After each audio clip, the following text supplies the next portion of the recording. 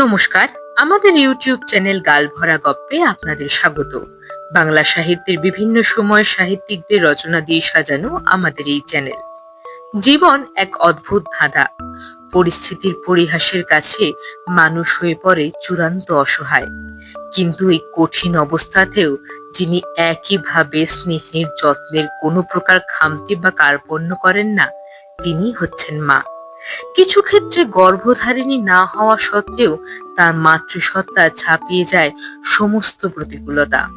বালিকা মা হওয়া সত্ত্বেও মা যশোদা ঠিক যেভাবে অপার স্নেহ যত্নে ঘিরে রেখেছিলেন শিশু শ্রীকৃষ্ণকে, ঠিক সেইভাবে এক কুণ্ঠাহীন বালিকা মা কিভাবে পরিস্থিতিকে বুড়ো আঙুল দেখিয়ে তার সন্তানের ওপর স্নেহের পরশ বুলিয়ে দেন, তা আমরা শুনবো আজকের গল্পে। আজ আমাদের নিবেদন লেখক শরৎচন্দ্র চট্টোপাধ্যায়ের লেখা গল্প মামলার ফল। শুনতে থাকুন গল্পটি। কেমন লাগলো জানাবেন কমেন্ট করে। ভালো লাগলে লাইক করবেন, শেয়ার করবেন বন্ধুদের সাথে, আর চ্যানেলটা সাবস্ক্রাইব করবার অনুরোধ রইল। বুড়া বৃন্দাবন সামন্তর মৃত্যুর পরে তাহার দুই ছেলে শিবু ও শম্ভু সামন্ত প্রত্যহ ঝগড়া লড়াই করিয়া মাস 6 একান্নে এক বাটিতে কাটাইল। তাহার পরে একদিন পৃথক হইয়া গেল। গ্রামের জমিদার চৌধুরী মশাই নিজে আসিয়া তাহাদের চাষবাস, জমি জমা, পুকুর বাগান সমস্ত ভাগ করিয়া দিলেন। ছোট ভাই সুমুখের পুকুরের ওধারে খান দুই মাটির ঘর তুলিয়া ছোট বউ এবং ছেলে পুলে লইয়া বাস্তু ছাড়িয়া উঠিয়া গেল। সমস্তই ভাগ হইয়াছিল, শুধু একটা ছোট বাঁশ ছাড় ভাগ হইতে পাইল না। কারণ শিবু আপত্তি করিয়া কহিল, চৌধুরী মশাই, বাঁশ ছাড়টা আমার নিতান্তই চাই। ঘরদোর সব পুরনো হয়েছে, চালের বাতা বাকারি বদলাতে খোঁটাখুঁটি দিতে বাঁশ আমার নিত্য প্রয়োজন। গায়ে কার কাছে চাইতে যাব বলুন? শম্ভু প্রতিবাদের জন্য উঠিয়া বড় ভাইয়ের মুখের ওপর হাত নাড়িয়া বলিল, আহা, ওর ঘরের খোঁটাখুঁটিতেই বাঁশ চাই, আর আমার ঘরে কলা গাছ চিড়ে দিলেই হবে না? সে হবে না, সে হবে না চৌধুরী মশাই। বাঁশ ছাড়টা আমার না থাকলেই চলবে না, তা বলে দিচ্ছি। মীমাংসা ওই পর্যন্তই হইয়া রইল। সুতরাং এই সম্পত্তিটা রহিল দুই শরিকের। তাহার এই ফল হইল যে শম্ভু একটা কঞ্চিতে হাত দিতে আসিলেও শিবু দা লইয়া তাড়িয়া আসে, এবং শিবুর স্ত্রী বাঁশ ছাড়ের তলা দিয়া হাঁটিলেও শম্ভু লাঠি লইয়া মারিতে দৌড়ই। সেদিন সকালে এই বাঁশ ছাড় উপলক্ষ করিয়াই উভয় পরিবারে তুমুল দাঙ্গা হইয়া গেল। ষষ্ঠী পূজা কিংবা এমনই একটা দৈব কার্যে বড় বউ গঙ্গামণির কিছু বাঁশ পাতার আবশ্যক ছিল। পল্লীগ্রামে এ বস্তুটি দুর্লভ নয়, অনায়াসে অন্যত্র সংগ্রহ হইতে পারিত, কিন্তু নিজের থাকিতে পরের কাছে হাত পাতিতে তাহার শরম বোধ হইল। বিশেষত তাহার মনে ভরসা ছিল, দেবর এতক্ষণে নিশ্চয়ই মাঠে গিয়াছে, ছোট বউ একা আর কি করিবে। কিন্তু কি কারণে শম্ভুর সেদিন মাঠে বাহির হইতে বিলম্ব হইয়াছিল, সে সবে মাত্র পান্তা ভাত শেষ করিয়া হাত ধুইবার উদ্যোগ করিতেছিল। এমনি সময় ছোট বউ পুকুর ঘাট হইতে উঠি পড়ি করিয়া ছুটিয়া আসিয়া স্বামীকে সংবাদ দিল, শম্ভুর কোথায় রহিল জলের ঘটি, কোথায় রহিল মুখ হাত ধোয়া। সে রই রাই শব্দে সমস্ত পাড়াটা তোলপাড় করিয়া 3 লাফে আসিয়া এঁঠো হাতেই পাতা কয়টি কাড়িয়া লইয়া টান মারিয়া ফেলিয়া দিল, এবং সঙ্গে সঙ্গে বড় ভাজের প্রতি যে সকল বাক্য প্রয়োগ করিল, সে সকল সে আর যেখানেই শিখিয়া থাকুক, রামায়ণের লক্ষণ চরিত্র হইতে যে শিক্ষা করে নাই, তাহা নিঃসংশয়ে বলা যায়। এদিকে বড় বউ কাঁদিতে কাঁদিতে বাড়ি গিয়া মাঠে স্বামীর নিকট খবর পাঠাইয়া দিল। শিবু লাঙল ফেলিয়া কাস্তে হাতে করিয়া ছুটিয়া আসিল, এবং বাঁশ ছাড়ের অদূরে দাঁড়াইয়া অনুপস্থিত কনিষ্ঠের উদ্দেশ্যে অস্ত্র ঘুরাইয়া চিৎকার করিয়া এমন কাণ্ড বাধাইল যে ভিড় জমিয়া গেল। তাহাতেও যখন ক্ষোভ মিটিল না, তখন সে জমিদার বাড়িতে নালিশ করিতে গেল, এবং এই বলিয়া শাসাইয়া গেল যে চৌধুরী মশাই যদি এর বিচার করেন ভালোই, না হইলে সে সদরে গিয়া 1 নম্বর রুজু করিবে, তবে তাহার নাম শিবু সামন্ত। ওদিকে শম্ভু বাঁশ পাতা কাড়ার কর্তব্যটা শেষ করিয়াই মনের সুখে হাল গরু লইয়া মাঠে চলিয়া গিয়াছিল। স্ত্রীর নিষেধ শুনে নাই। বাড়িতে ছোট বউ একা। ইতিমধ্যে ভাসুর আসিয়া চিৎকার করে পাড়া জড়ো করিয়া বীর দর্পে একতরফা জয়ী হইয়া চলিয়া গেলেন। ভাদ্রবধূ হইয়া সে সমস্ত কানে শুনিয়াও একটা কথারও জবাব দিতে পারিল না। ইহাতে তাহার মনস্তাপ ও স্বামীর বিরুদ্ধে অভিমানের অবধি রহিল না। সে রান্নাঘরের দিকেও গেল না, বিরস মুখে দাওয়ার ওপর পা ছড়াইয়া বসিয়া রহিল। শিবুর বাড়িতেও সেই দশা। বড় বউ প্রতিজ্ঞা করিয়া স্বামীর পথ চাহিয়া বসিয়া আছে। হয় সে ইহার একটা বিহিত করুক, না হয় সে জলটুকু পর্যন্ত মুখে না দিয়া বাপের বাড়ি চলিয়া যাইবে। দুটা বাঁশ পাতার জন্য দেওরের হাতে এত লাঞ্ছনা। বেলা 1.5 প্রহর হইয়া গেল, তখনও শিবুর দেখা নাই। বড় বউ ছটফট করিতে লাগিল। কি জানি চৌধুরী মশাইয়ের বাটি হইতেই বা তিনি নম্বর রুজু করিতে সোজা সদরে চলিয়া গেলেন। এমন সময় বাহিরের দরজায় ঝনাত করিয়া সজোরে ধাক্কা দিয়া শম্ভুর বড় ছেলে গয়ারাম প্রবেশ করিল। বয়স তাহার 16-17, কিংবা এমনি একটা কিছু। কিন্তু এই বয়সে ক্রোধ এবং ভাষাটা তাহার বাপকেও ডিঙাইয়া গিয়াছিল। সে গ্রামের মাইনর স্কুলে পড়ে, আজকাল মর্নিং স্কুল। বেলা 10:30টায় স্কুলের ছুটি হইয়াছে। গয়ারামের যখন 1 বৎসর বয়স, তখন জননীর মৃত্যু হয়। তাহার পিতা শম্ভু পুনরায় বিবাহ করিয়া নূতন বধূ ঘরে আনিল বটে, কিন্তু এই মা মরা ছেলেটিকে মানুষ করিবার দায় জ্যাঠাইমার ওপরেই পড়িল, এবং এতকাল 2 ভাই পৃথক না হওয়া পর্যন্ত এভার তিনি বহন করিয়া আসিতেছিলেন। বিমাতার সহিত তাহার কোনোদিনই বিশেষ কোনো সম্বন্ধ ছিল না। এমনকি তাহারা নূতন বাড়িতে উঠিয়া যাওয়ার পরেও গঙ্গারাম সেখানে যেদিন সুবিধা পাইত আহার করিয়া লইত। আজ সে স্কুলের ছুটির পর বাড়ি ঢুকিয়া বিমাতার মুখ এবং আহারের বন্দোবস্ত দেখিয়া প্রজ্বলিত হুতাশন বৎ এ বাড়িতে আসিতেছিল। জ্যাঠাইমার মুখ দেখিয়া তাহার সেই আগুনে জল পড়িল না, কেরোসিন পড়িল। সে কিছু মাত্র ভূমিকা না করিয়াই কহিল, ভাত দে জ্যাঠাইমা। জ্যাঠাইমা কথা কহিলেন না, যেমন বসিয়া ছিলেন তেমনই বসিয়া রহিলেন। ক্রুদ্ধ গয়ারাম মাটিতে একটা পা ঠুকিয়া বলিল, ভাত দিবি না দিবি নে তা বল। গঙ্গামণি সক্রোধে মুখ তুলিয়া তর্জন করিয়া কহিলেন, তোর জন্য ভাত রেঁধে বসে আছি, তাই দেব? বলি তোর সৎমা ভাত দিতে পারলে না, যেখানে এসেছিস হাঙ্গামা করতে? গয়ারাম চেঁচাইয়া বলিল, তার কথা জানি নে, তুই দিবি কিনা বল। না দিবি তো চললুম আমি তোর সব হাঁড়ি কুড়ি ভেঙে দিতে। বলিয়া সে গোলার নিচে চেলা কাঠের গাদা হইতে একটি কাঠ তুলিয়া সবেগে রন্ধনশালার অভিমুখে চলিল। জ্যাঠাইমা সব হয় চিৎকার করিয়া উঠিলেন, গয়া, হারামজাদা দোষী, বাড়াবাড়ি করিস নে বলছি। 2 দিন হয়নি আমি নতুন হাঁড়ি কুড়ি কেড়েছি। একটা কিছু ভাঙলে তোর জ্যাঠাকে দিয়ে তোর একখানা পা যদি না ভাঙাই তো তখন বলিস। হ্যাঁ। গয়ারাম রান্নাঘরের শিকলটায় গিয়া হাত দিয়াছিল। হঠাৎ একটা নতুন কথা মনে পড়ায় সে অপেক্ষাকৃত শান্তভাবে ফিরিয়া আসিয়া বলিল, আচ্ছা, ভাত না দিস না দিবি আমি চাইনি। নদীর ধারে বটতলায় বামুনদের মেয়েরা সব ধামা ধামা চিড়ে মুড়কি নিয়ে পুজো করছে, যে চাইছে দিচ্ছে, দেখে এলুম, আমি চললুম তেনাদের কাছে। গঙ্গামণির তৎক্ষণাৎ মনে পড়িয়া গেল আজ অরণ্য ষষ্ঠী, এবং এক মুহূর্তেই তাহার মেজাজ কড়ি হইতে কোমলে নামিয়া আসিল। তথাপি মুখের জোর রাখিয়া কহিলেন, তাই জানা, কেমন খেতে পাস দেখি। দেখিস তখন, বলিয়া গয়া একখানা ছেঁড়া গামছা টানিয়া লইয়া সেটা কোমরে জড়াইয়া প্রস্থানের উদ্যোগ করিতেই গঙ্গামণি উত্তেজিত হইয়া বলিলেন, আজ ষষ্ঠীর দিনে পরের ঘরে চেয়ে খেলে তোর কি দুঃখতি করি তা দেখিস হতভাগা। গয়া জবাব দিলে না। রান্নাঘরে ঢুকিয়া এক খামচা তেল লইয়া মাথায় ঘষিতে ঘষিতে বাহির হইয়া যায় দেখিয়া জ্যাঠাইমা উঠানে নামিয়া আসিয়া ভয় দেখাইলেন। কহিলেন, দস্যি কোথাকার, ঠাকুর দেবতার সঙ্গে গোয়ার তুমি? ডুব দিয়ে ফিরে না এলে ভালো হবে না বলে দিচ্ছি, আজ আমি রেগে রয়েছি। কিন্তু গয়ারাম ভয় পাইবার ছেলে নয়। সে শুধু দাঁত বাহির করিয়া জ্যাঠাইমাকে বৃদ্ধাঙ্গুষ্ঠ প্রদর্শন করিয়া ছুটিয়া চলিয়া গেল। গঙ্গামণি তাহার পিছনে পিছনে রাস্তা পর্যন্ত আসিয়া চেঁচাইতে লাগিলেন, আজ ষষ্ঠীর দিনে কার ছেলে ভাত খায় যে তুই ভাত খেতে চাস? পাটালি গুড়ের সন্দেশ দিয়ে, চাপা কলা দিয়ে, দুধ দই দিয়ে ফলার করা চলে না যে তুই যাবি পরের ঘরে চেয়ে খেতে? কৈবর্তের ঘরে তুমি এমনি নবাব জন্মেছ? গয়া কিছু দূরে ফিরিয়া দাঁড়াইয়া বলিল, তবে তুই দিলি নে কেন পোড়ার মুখী? কেন বললি নেই? গঙ্গামণি গালে হাত দিয়া অবাক হইয়া বলিলেন, শোনো কথা ছেলের, কখন আবার বললুম তো কি কিছু নেই? কোথায় চান কোথায় কি দস্যির মতো ঢুকেই বলে দে ভাত। ভাত কি আজ খেতে আছে যে দেব?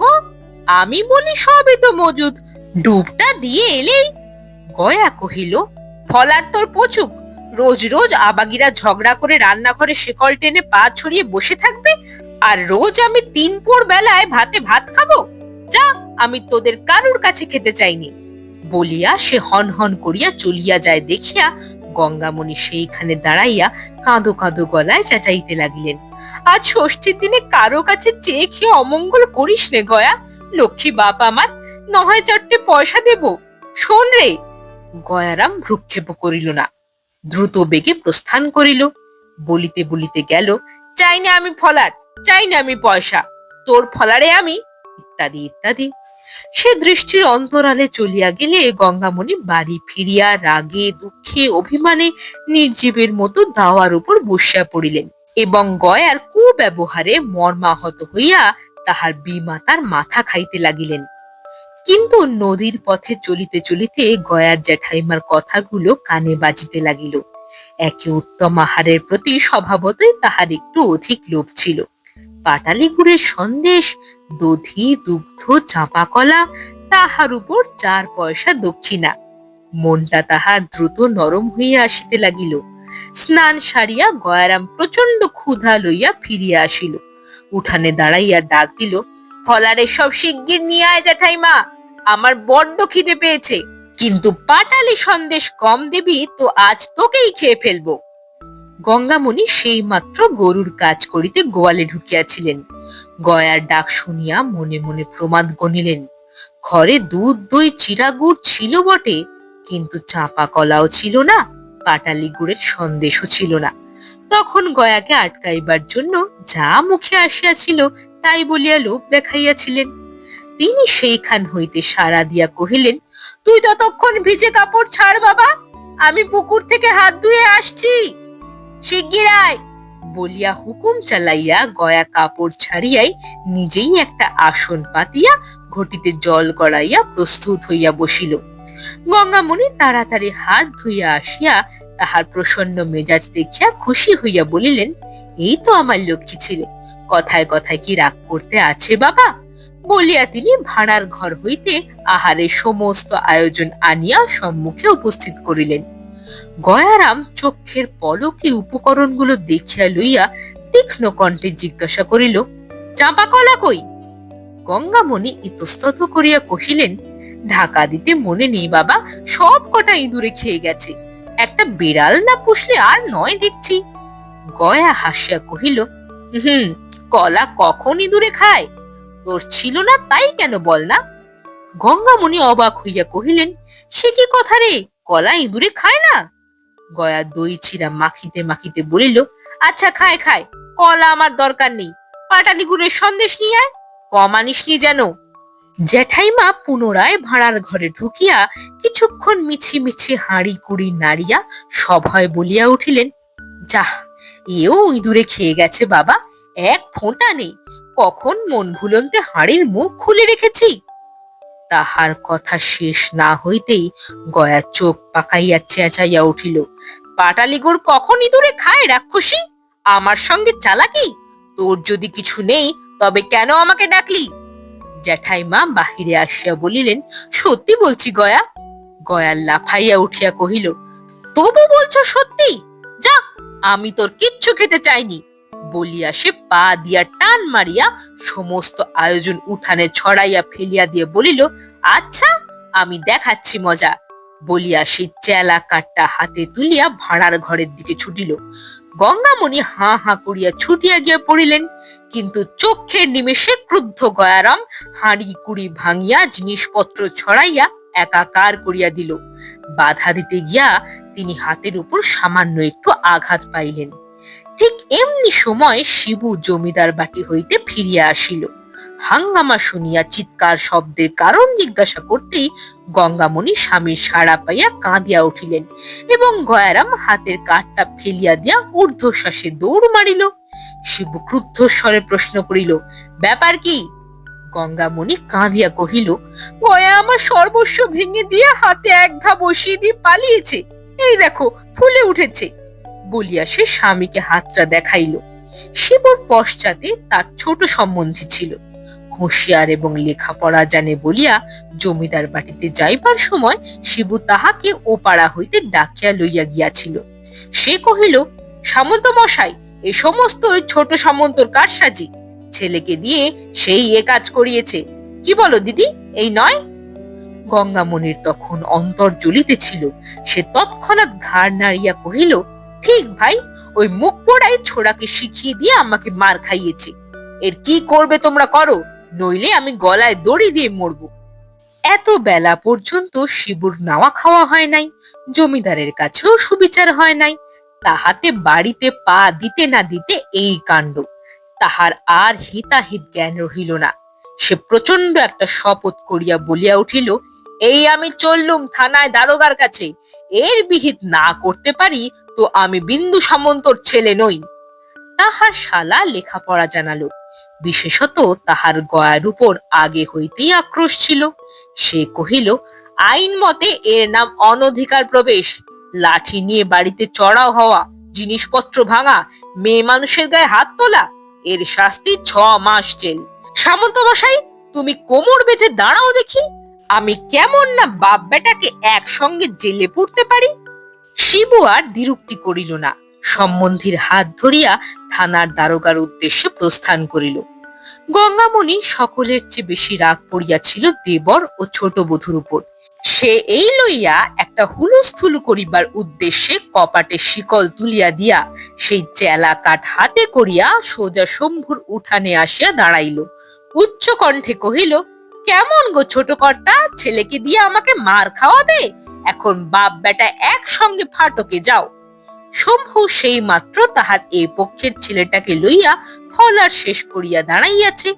বড় ভাজের মূর্তি এবং তাহার হাতের চেলা কাঠটা দেখিয়া হতবুদ্ধি হইয়া গেল। কহিল, হয়েছে কি? আমি তো কিছুই জানি নে। গঙ্গামণি মুখ বিকৃত করিয়া জবাব দিল, আর ন্যাকা সাজতে হবে না, দারোগা আসছে, তার কাছে গিয়ে বলো কিছুই জানো কিনা।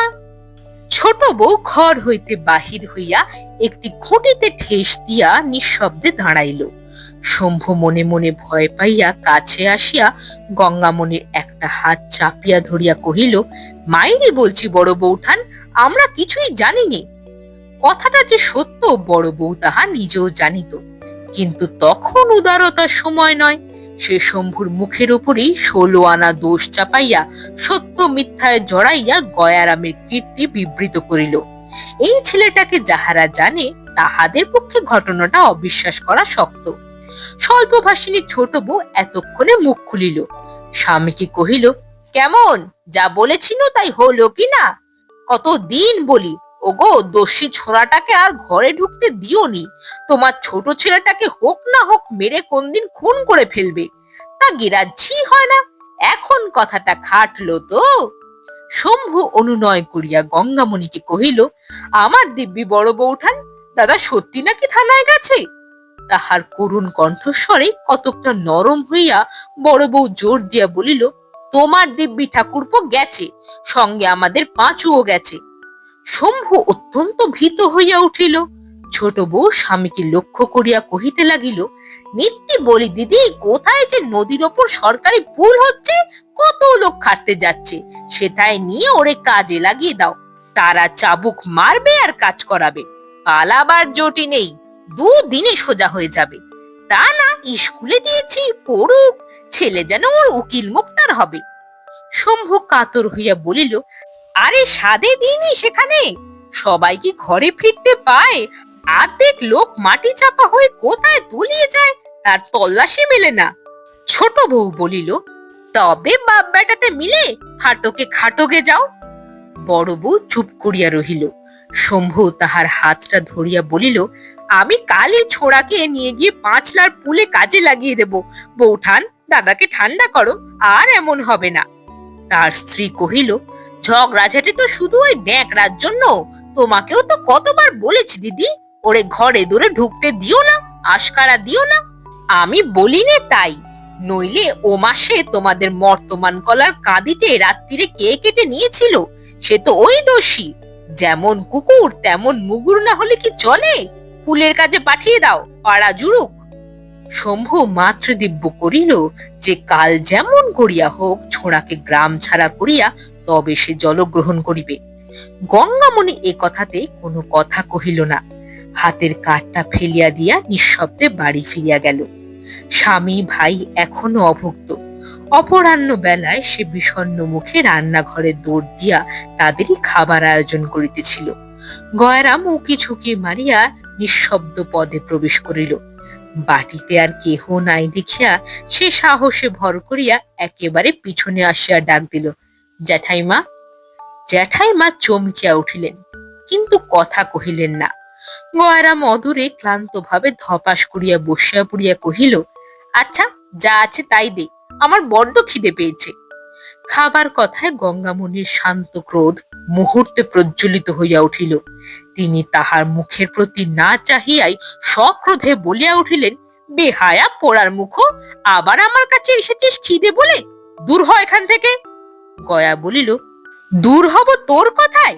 জ্যাঠাইমা ধমক দিয়া কহিলেন, হারামজাদা নচ্ছাড়, আমি আবার দেব তোকে খেতে? গয়া বলিল, তুই দিবিনি তো কে দেবে? কেন তুই ইঁদুরের দোষ দিয়ে মিছে কথা বললি? কেন ভালো করে বললিনি, বাবা এই দিয়ে খা, আজ আর কিছু নেই? তাহলে তো আমার রাগ হয় না। খেতে দে না শিগগির রাক্ষসী, আমার পেট যে জ্বলে গেল। জ্যাঠাইমা ক্ষণকাল মৌন থাকিয়া মনে মনে একটু নরম হইয়া বলিলেন, পেট জ্বলে থাকে তোর সৎমার কাছে যা। বিমাতার নামে গয়া চক্ষের পলকে আগুন হইয়া উঠিল। বলিল, তার মুখ আর আমি দেখবো নাকি? শুধু ঘরে আমার ছিপটা আনতে গেছি, বলে দূর দূর, এইবার জেলের ভাত খাগে যা। আমি বললুম, তোদের ভাত আমি খেতে আসিনি, আমি জ্যাঠাইমার কাছে যাচ্ছি। ওরার মুখে কম শয়তান? ওই গিয়ে লাগিয়েছে বলেই তো বাবা তোর হাত থেকে বাঁশ পাতা কেড়ে নিয়েছে। বলিয়া সে সজোরে মাটিতে একটা পা তুলিয়া কহিল, তুই রাক্ষসী নিজে পাতা আনতে গিয়ে অপমান হলি? কেন আমায় বললিনি? ওই বাঁশঝাড় সমস্ত যদি না আমি আগুন দিয়ে পোড়াই, তো আমার নাম গয়া নয়, তা দেখিস। আমাকে বললে কি জানিস জ্যাঠাইমা? বলে তোর জ্যাঠাইমা থানায় খবর পাঠিয়েছে, দারোগা এসে বেঁধে নিয়ে তোকে জেলে দেবে। শুনলি কথা হতভাগীর? গঙ্গামণি কহিলেন, তোর জ্যাঠামশাই পাঁচুকে সঙ্গে নিয়ে গেছেই তো থানায়, তুই আমার গায়ে হাত তুলিস? এত বড় আসপদ্দা! পাঁচু মামাকে গয়া একেবারে দেখিতে পারিত না। সে আবার যোগ দিয়াছে শুনিয়া জ্বলিয়া উঠিয়া বলিল, তুই কেন রাগের সময় আমায় আটকাতে গেলি? গঙ্গামণি বলিলেন, তাই আমাকে মারবি? যা এখন ফাটকে বাঁধা থাকবে যা। গয়া বৃদ্ধাঙ্গুষ্ঠ দেখাইয়া বলিল, ইহ, তুই আমাকে ফাটকে দিবি? দে না, দিয়ে একবার মজা দেখ না, আপনি কেঁদে কেঁদে মরে যাবি, আমার কি হবে? গঙ্গামণি কহিলেন, আমার বই গেছে কাঁদতে, যা আমার সুমুখ থেকে, যা বলছি, 70 বালাই কোথাকার। গয়া চেঁচাইয়া কহিল, তুই আগে খেতে দে না, তবে তো যাব। কোন সাত সকালে দুটি মুড়ি খেয়েছি বলতো, খিদে পায় না আমার?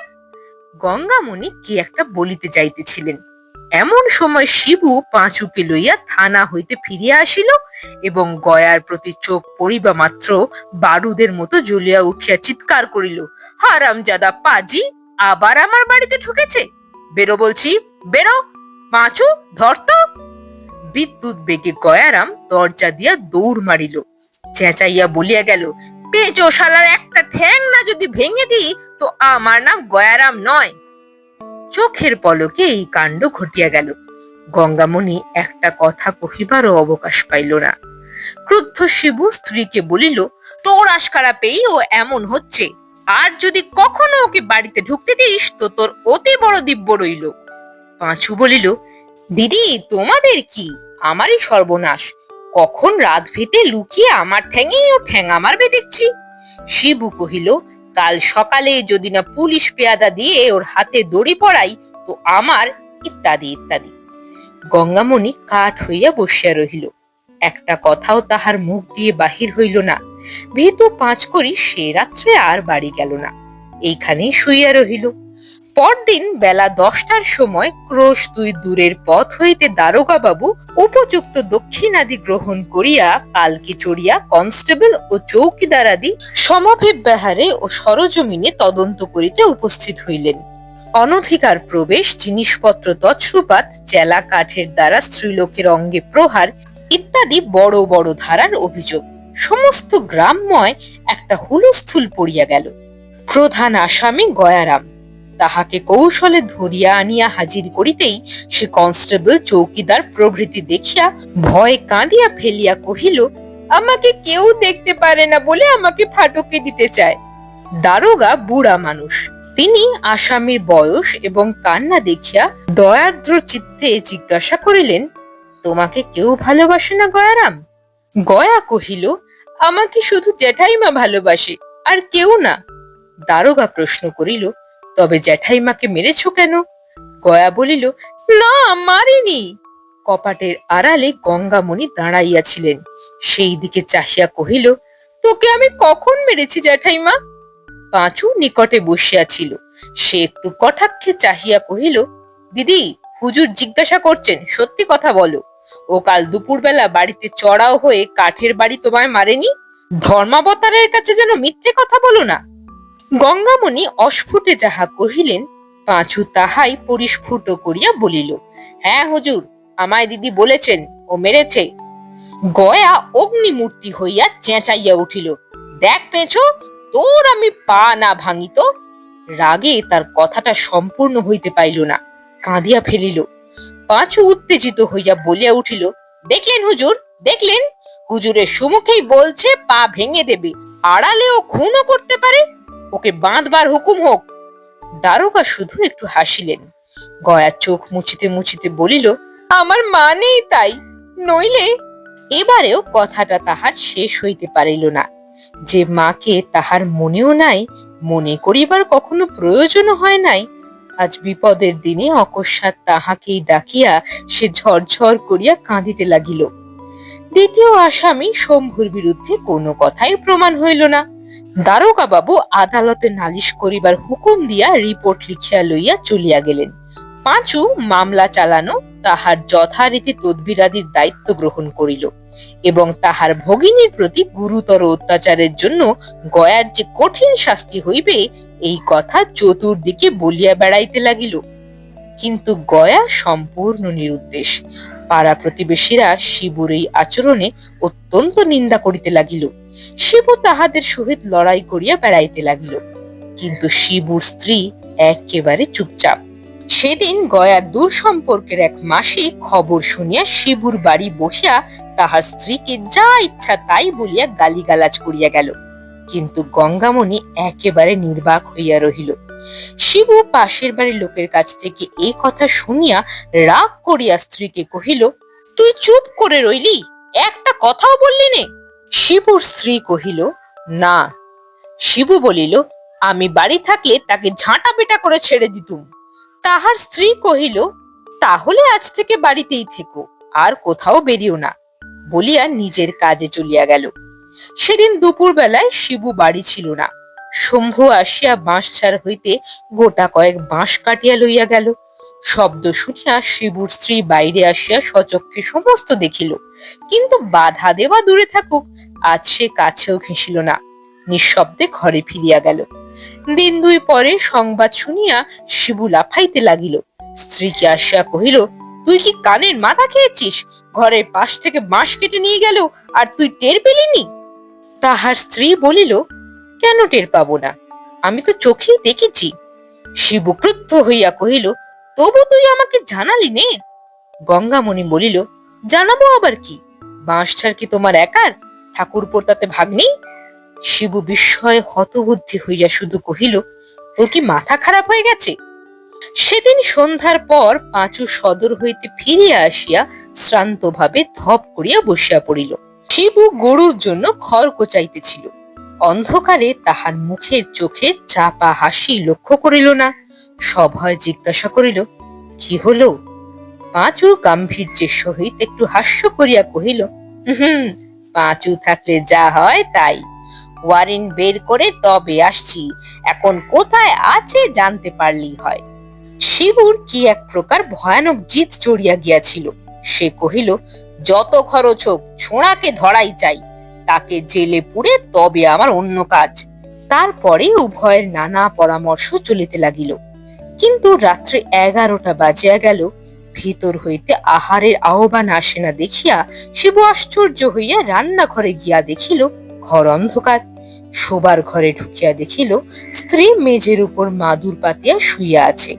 ক্রুদ্ধ এবং আশ্চর্য হইয়া জিজ্ঞাসা করিল, খাবার হয়ে গেছে তো আমাদের ডাকিসনি কেন? গঙ্গামণি ধীরে সুস্থে পাশ ফিরিয়া বলিল, কে রাঁধলে যে খাবার হয়ে গেছে? শিবু তর্জন করিয়া প্রশ্ন করিল, রাঁধিসনি এখনো? গঙ্গামণি কহিল, না, আমার শরীর ভালো নেই, আজ আমি পারবো না। নিদারুণ ক্ষুধায় শিবুর নাড়ি জ্বলিতেছিল। সে আর সহিতে পারিল না।